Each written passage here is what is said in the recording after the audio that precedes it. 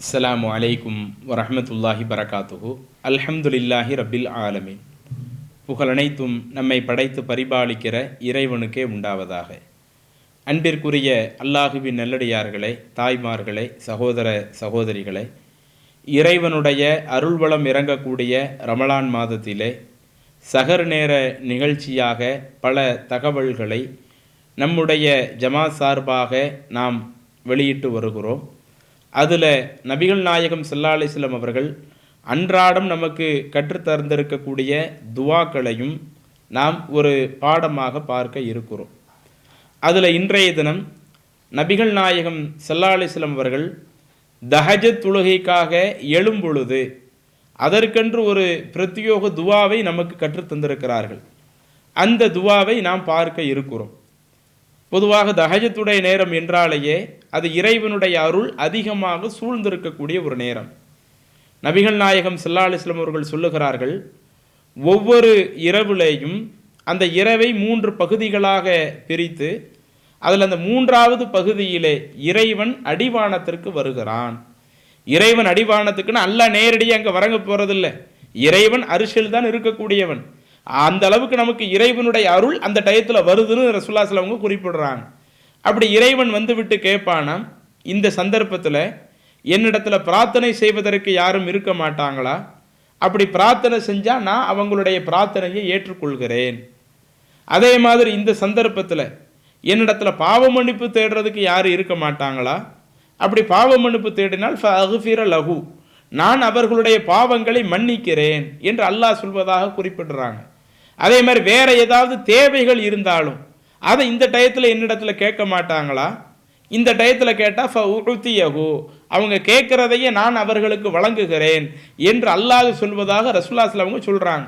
அப்போ அந்த தஹஜத்தினுடைய நேரம் இரவை 3 பகுதியாக பிரித்து அதில் கடைசி 3வது பகுதியில் இருக்கக்கூடிய நேரம் இறைவனுடைய அருள் அதிகம் இறங்கக்கூடிய நேரமாக இருப்பதாகவும், அல்லாவே அந்த டயத்தில் நீங்கள் என்கிட்ட பாவ மன்னிப்பு கேளுங்க, ஏதாவது கேளுங்க, துவா செய்யுங்க, நான் நீங்கள் கேட்கறது தர்றதுக்கு தயாராக இருக்கிறேன் என்று சொல்லக்கூடிய ஒரு நேரமாக இருக்கிறது. அப்போ அப்படிப்பட்ட அந்த நேரத்தில் நாம் எழுந்து ஒரு 2 ரக்காய் தொழுகிறோம், இப்படி இந்த மாதிரியான துவாக்களை நாம் சொல்கிறோம். அப்படி செய்தோம் என்று சொன்னால் அது நமக்கு எவ்வளவு பெரிய ஒரு சிறப்பாக இருக்கும் என்பதை நீங்கள் சற்று சிந்தித்து பார்த்து கொள்ளுங்கள். அது ரசூலுல்லாஹி ஸல்லல்லாஹு அலைஹி வஸல்லம் அப்படி என்ன துவா ஓதி இருக்கிறாங்க அப்படின்னு நீங்கள் பார்க்குறதா இருந்தால் சஹீஹுல் புகாரியில் 6317வது செய்தியாக பதிவு செய்யப்பட்ட ஒரு ஹதீஸ். இப்னு அப்பாஸ் ரதியல்லாஹு அன்ஹு அவங்க குறிப்பிடுறாங்க. ஏன் இப்னு அப்பாஸ் அவங்களால தஹஜத்துடைய நேரத்தில் ரசூலுல்லாஹி ஸல்லல்லாஹு அலைஹி வஸல்லம் ஓதுறதை அறிவிக்க முடியுது அப்படின்னு பார்த்தா, அந்த இப்னு அப்பாஸ் அவங்க ரசூலுல்லாஹி ஸல்லல்லாஹு அலைஹி வஸல்லம் அவங்களுடைய மனைவியர்களில் அன்னை மைமூனா ரதியல்லாஹு அன்ஹா அவர்களுடைய அக்கா பையன். இப்னு அப்பாஸ் மைமூனா ரதியல்லாஹு அன்ஹா அவங்களுக்கு அக்கா பையன். அப்போ அவங்க சில நாட்களில் இரவு நேரத்தில் என்ன செய்வாங்க, ரசூலுல்லாஹி ஸல்லல்லாஹு அலைஹி வஸல்லம் அவங்க வீட்டிலேயே, அன்னை மைமூனா ரதியல்லாஹு அன்ஹா அவங்களுடைய வீட்டிலேயே சில நாட்கள் இரவு தூங்குவாங்க. அல்லாஹுடைய தூதர் அங்கு இருக்கக்கூடிய நாட்களில் இப்னு அப்பாஸ் ரதியல்லாஹு அன்ஹு அவர்களும் தூங்கி இருக்கிறார்கள்.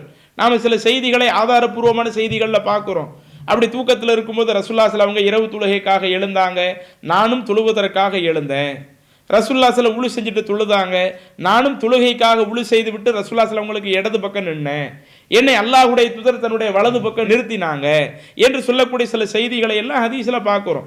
அப்போ அன்னை மைமூனா ரதியல்லாஹு அன்ஹா அவங்க சினமாவாக இப்னு அப்பாஸ் அவர்களுக்கு இருக்கிறதுனால தான் இப்படி ரசூலுல்லாஹி ஸல்லல்லாஹு அலைஹி வஸல்லம் அவங்க தஹஜத்துடைய நேரத்தில் சொல்லக்கூடிய துவாவையும் இப்னு அப்பாஸ் அவர்களால் கூற முடிகிறது.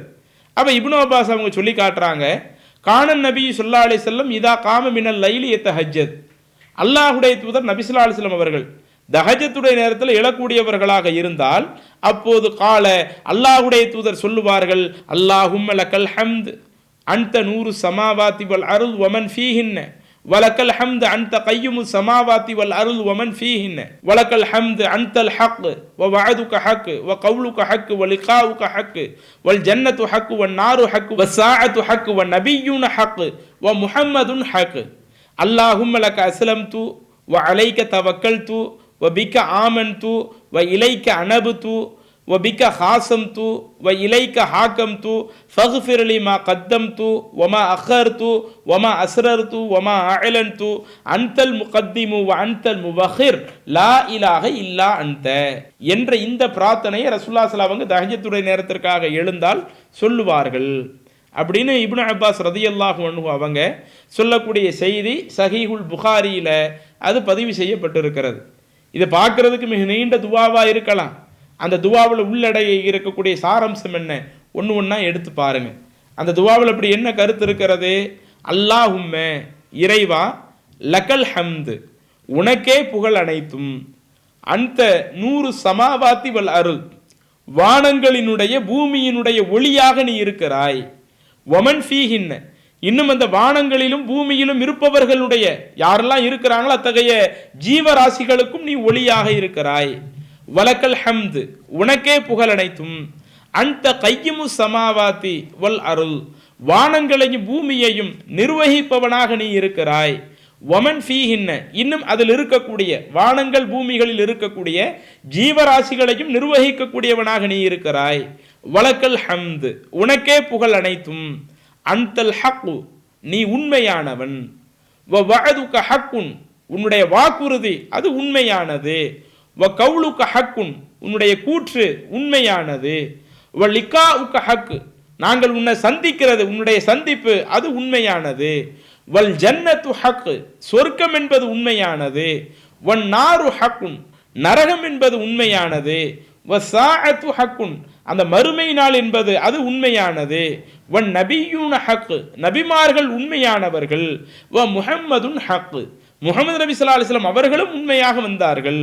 அல்லாஹும்ம இறைவா, லக்க அஸ்லம்து நான் உனக்கே கட்டுப்பட்டு விட்டேன், வ அலைக்க தவக்கல்து நான் உன்னையே சார்ந்திருக்கிறேன், வ பிக்க ஆமன்து நான் உன்னையே நம்பிக்கை கொண்டிருக்கிறேன், வ இலைக்க அனபுது நான் உன் பக்கமே சார்ந்திருக்கிறேன், வ பிக்க ஹாசம்து நான் உன்னை கொண்டே வாதம் செய்கிறேன், வ இலைக்க ஹாக்கம்து நான் உன்னை கொண்டே வழக்குரையாடுகிறேன், ஃபக்ஃபிர்லி என்னை நீ மன்னிப்பாயாக, மா கத்தம்து வமா அஹர்து நான் எதை முற்படுத்தி செய்தேனோ அதையும் நீ மன்னித்து விடு, ஒமா அஹர்து எதை நான் இன்னும் அடுத்து செய்வேனோ அந்த பாவங்களையும் மன்னித்து விடு, ஒமா அஸ்ரர்து ஒமா அஅலன்து நான் எதை ரகசியமாக செய்தேனோ அதையும் மன்னித்து விடு, ஒமா அஅலன்து வெளிப்படையாக நான் செய்த தவறுகளையும் இறைவா நீ மன்னித்து விடு, அன்தல் முகத்திமு நீயே முற்படுத்தக்கூடியவன், அன்தல் முபக்கிரு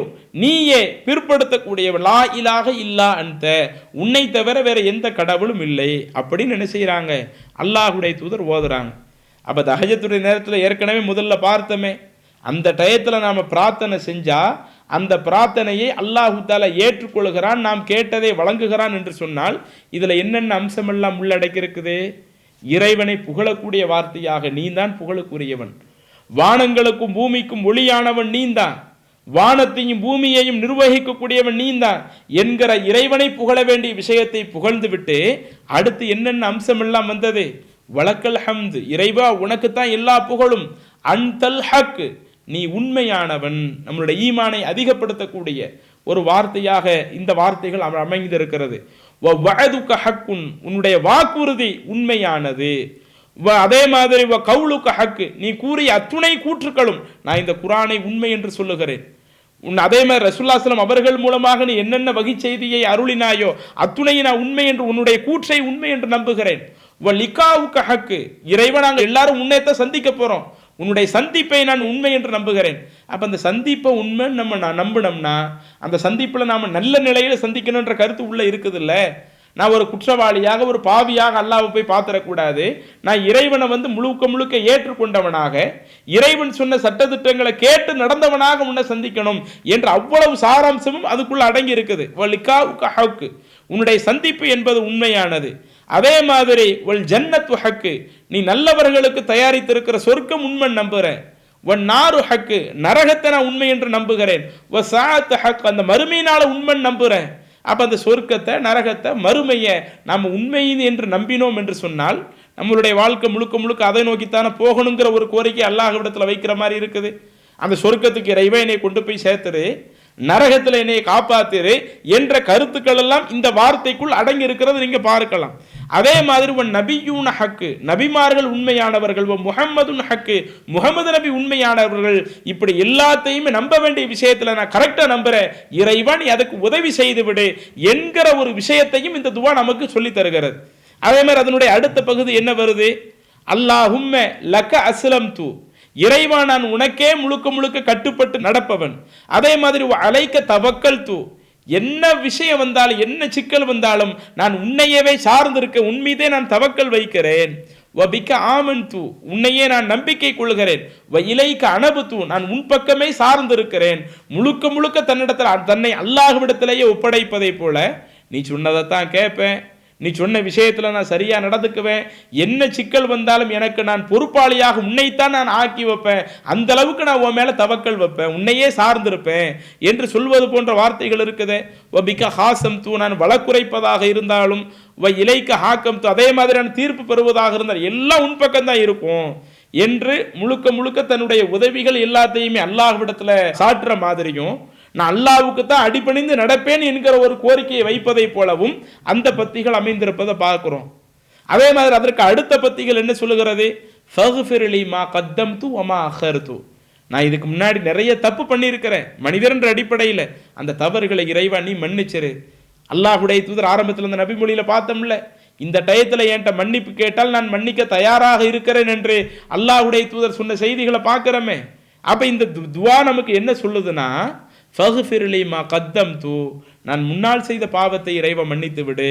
ஒமா அஹர்து, நான் பின்னால் செய்ய இருக்கிற அந்த பாவத்தை மன்னித்து விடு.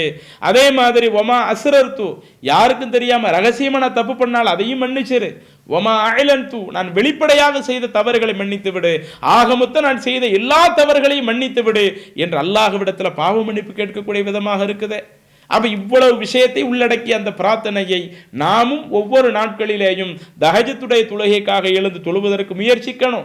அப்படி தஹஜத்துடைய தொழுகை தொழுகக்கூடியவர்கள் அவங்க அந்த தொழுகைக்காக எழுந்திருக்கும் பொழுது இந்த பிரார்த்தனையை மறவாமல் நாம் செய்தோம் என்று சொன்னால் இதுவும் நமக்கு பல்வேறு அம்சங்களை இந்த உலகத்திலேயும் சரி அல்லாஹ்வையே சார்ந்திருந்து இறைவனுடைய உதவியை பெற்று தருவதற்கு, மறுமையிலும் சரி முழுக்க முழுக்க நம்மளுடைய வாழ்க்கையை சிறப்பாக ஆக்குவதற்குரிய பல்வேறு அம்சங்களை இந்த துவா நமக்கு சொல்லி தருகிறது. அந்த துவாவை நாம் நம்மளுடைய வாழ்க்கையில முறையாக கடைபிடிக்கணும். இப்ப அந்த துவாவை மீண்டும் உங்களுக்கு ஒரு எடுத்து சொல்கிறோம். அல்லாஹும்ம லக்கல் ஹம்து அன்த நூறு சமாவாதி வல் அருள் வமன் ஃபீஹின்ன வலக்கல் ஹம்து அன்த கையிமு சமாவாதி வல் அர்தி வமன் ஃபீஹின்ன வலக்கல் ஹம்த் அன்தல் ஹக் வ வஅதுக ஹக் வ கௌலுக ஹக் வ லிகாஉக ஹக் வல் ஜன்னத்து ஹக் வன் நாரு ஹக் வ ஸாஅத்து ஹக் வன் நபியூன ஹக் வ முஹம்மதுன் ஹக்குன். அல்லாஹும்ம லக அஸ்லம்து வ அலைக தவக்கல்து வ பிக ஆமன்து வ இலைக அனபுது வ பிக ஹாசம்து வ இலைக ஹாக்கம்து ஃபக்ஃபிர்லி மா கத்தம்து வ மா அஹர்து வ மா அஸ்ரர்து வ மா அஅலன்து அன்தல் முகத்திமு வ அன்தல் முவஹிரு லா இலாஹ இல்லா அன்த. அப்போ இது போன்ற அந்த பிரார்த்தனைகளை அதிகம் அதிகம் தஹஜத்துடைய நேரத்தில் செய்து அதனால் கிடைக்கக்கூடிய எல்லா நற்பலன்களையும் இந்த உலகத்திலேயும் மறுமையிலும் பெறக்கூடிய நன்மக்களாக அல்லாஹ் நம் அனைவரையும் ஆக்கி அருள்வானாக என கேட்டுக்கொண்டு இன்ஷா அல்லாஹ் அடுத்தடுத்த நாட்கள் இன்னபிற துவாவை பார்க்கலாம். அஸ்ஸலாமு அலைக்கும் வரஹ்மத்துல்லாஹி பரகாத்துஹு. அல்லாஹு அக்பர், அல்லாஹ்